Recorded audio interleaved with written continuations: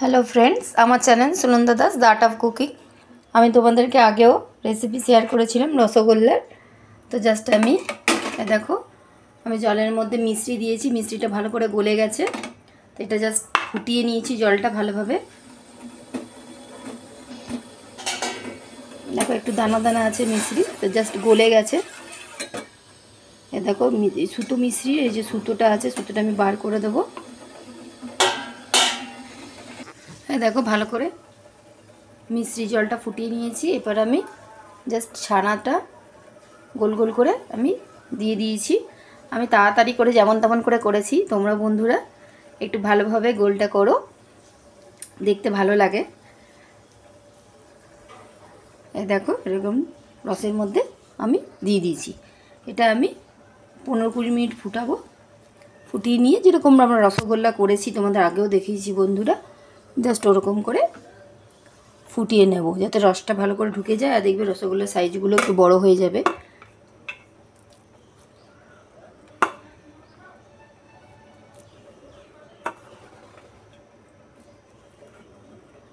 সবগুলো দিয়ে দিলাম।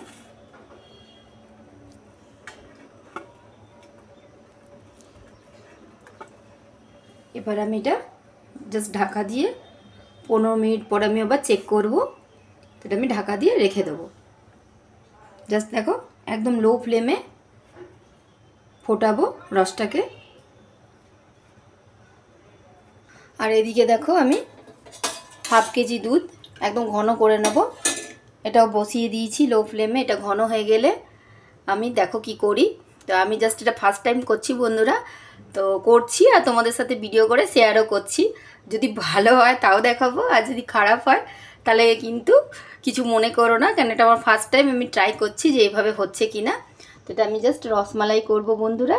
তো দেখো প্রসেস করে যেরকম করে করছি দেখি কতটা ভালো হয়। তো চলো আমার সাথে Sunanda Das the art of cooking. এটা ফুটুক, এটা সময় লাগবে তাও ঘন হতে। আর এদিকে আমি রসের মধ্যে ছানার গোল গোল করে বল করে আমি দিয়ে দিয়েছি। এই দেখো, তো যাই হোক দুটোতে হোক, ততক্ষণে আমি একটু ব্রেক নিচ্ছি। তো আমরা 15-20 মিনিট পর আবার ফিরে আসবো, দেখবো কি হয় আর তোমাদের সাথে শেয়ার করব বন্ধুরা।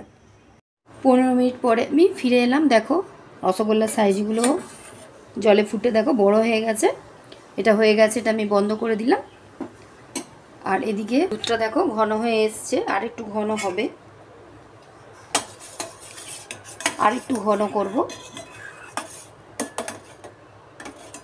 দুধটা যত ঘন হবে তত রসমালাইটা খেতে টেস্ট হয়।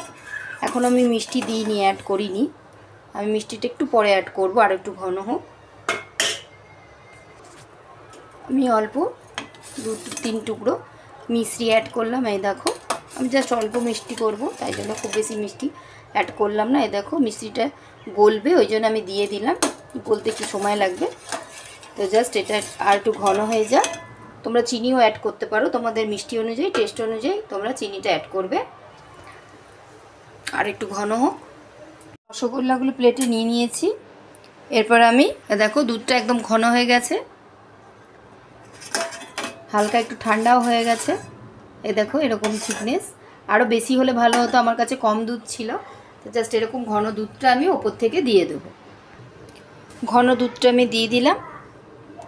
এটা আমি জাস্ট একটুখানি ফ্রিজের মধ্যে রেখে দেবো, তাহলে এটা কী হবে, দুধের মধ্যে আর একটু মজবে আর খেতে দারুণ লাগবে বন্ধুরা। আমার channel Sunanda Das the art of cooking. আজ আমি তোমাদের সাথে ফার্স্টবার শেয়ার করলাম, আমি ফার্স্টবার এটা করলামও এরকমভাবে, এরকম পদ্ধতিতে রসমালাই রেসিপি। তো আমার চ্যানেল প্লিজ সাবস্ক্রাইব করো বন্ধুরা, লাইক করো, শেয়ার করো। আর যারা কোনো রেসিপি জানতে চাও বা রেসিপি আমাকে বলো, আমি সেই রেসিপিটা তোমাদের সাথে চেষ্টা করব শেয়ার করার একদম সিম্পলভাবে। তো আমি তোমাদেরকে একদম আমার রকম পদ্ধতিতে রসমালাই করে দেখালাম। এই দেখো এটা কিন্তু ভালো হয়েছে, বাচ্চাদেরও তোমরা ঘরে বানিয়ে দিতে পারো। এখনকার বাইরের মিষ্টি তো কী কী সব দিয়ে বানায়। তো যাই হোক তোমরা এরকম করে বানিয়ে দেখো বন্ধুরা। দেখো কি সুন্দর দেখতেও লাগছে, আর এটা কিন্তু খেতেও দারুণ লাগবে বন্ধুরা। আর এটা দুধের মধ্যে আরও জমে যাবে, আরও ঘন হয়ে যাবে বন্ধুরা, তখন আরও খেতে টেস্ট হবে। তো আমার চ্যানেল প্লিজ সাবস্ক্রাইব করো, Sunanda Das the art of cooking. By friends.